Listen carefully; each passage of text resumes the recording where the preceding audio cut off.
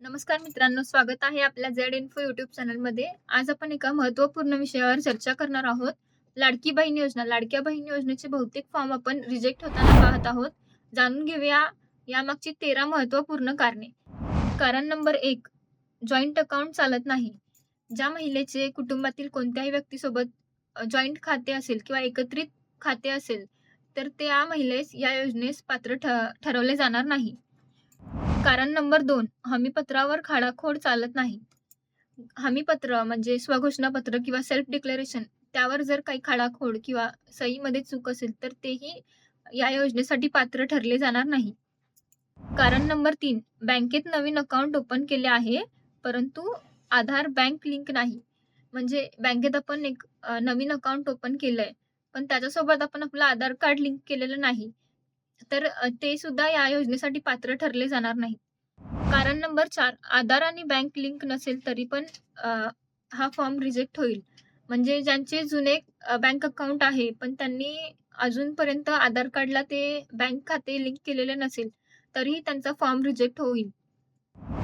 कारण number 5, document नीट दिसत नाहीत.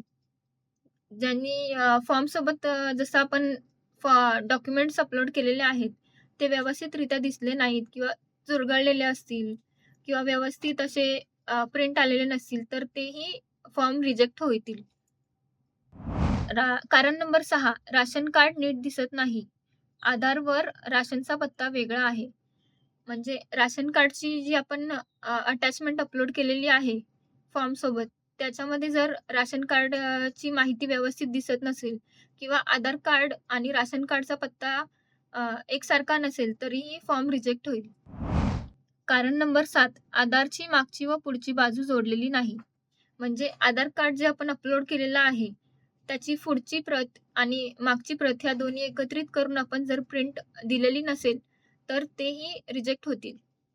कारण नंबर 8, आधारवर पूर्ण जन्मतारीख नाही. म्हणजे यापूर्वी फक्त आधार कार्डवरती जन्माचे वर्ष येत होते, पण नवीन ज्यांनी अपडेट केलेलं नाही, म्हणजे नवीन पूर्ण जन्मतारीख सोबत अपडेट केलेलं नसेल, तरीही त्यांचे फॉर्म रिजेक्ट होतील. कारण नंबर 9, फॉर्म मराठीमध्ये भरलेला आहे. फॉर्म इंग्रजीमध्ये भरायचा होता, पण काही कारणास्तव काही लोकांनी मराठीमध्ये भरलेला असेल, तर त्यांचा फॉर्मही रिजेक्ट होणार आहे. कारण नंबर 10, आधारवरचे नाव पासबुकचे नाव चुकले आहे.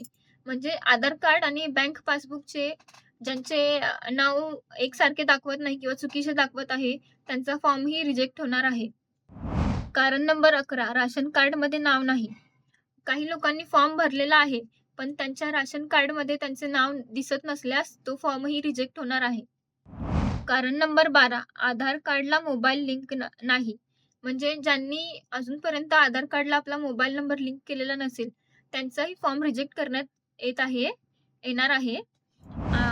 कारण नंबर 13, आधारला जी बँक लिंक आहे तेच पासबुक अपलोड करा. म्हणजे आपण जे आपल्या बँक खात्यात आधार कार्ड, मोबाईल नंबर व्यवस्थित लिंक असेल तेच खाते किंवा तेच बँक पासबुकची झेरॉक्स आपण त्यासोबत अपलोड करायची आहे.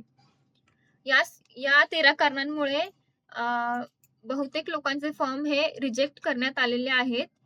त्यामुळे आम्ही आपणास अ, अ, सुचवतो की फॉर्मसोबत आपण व्यवस्थित ओरिजिनल डॉक्युमेंट स्कॅन करून अपलोड करावे आणि आमचा व्हिडिओ जर तुम्हाला आवडला असल्यास किंवा अ, नवनवीन व्हिडिओज आमच्याकडून तुम्हाला हवे असतील, तर तुम्ही आम्हाला आमच्या चॅनलला सबस्क्राईब करा, लाईक करा आणि तुम्हाला काही म्हणजे या योजनेअंतर्गत काही माहिती हवी असेल, काही अडचण असेल, काही तक्रार असेल, तर तुम्ही आम्हाला कमेंट सेक्शनमध्ये कळवा. आम्ही तुम्हाला नक्कीच मदत करू त्या बाबतीत.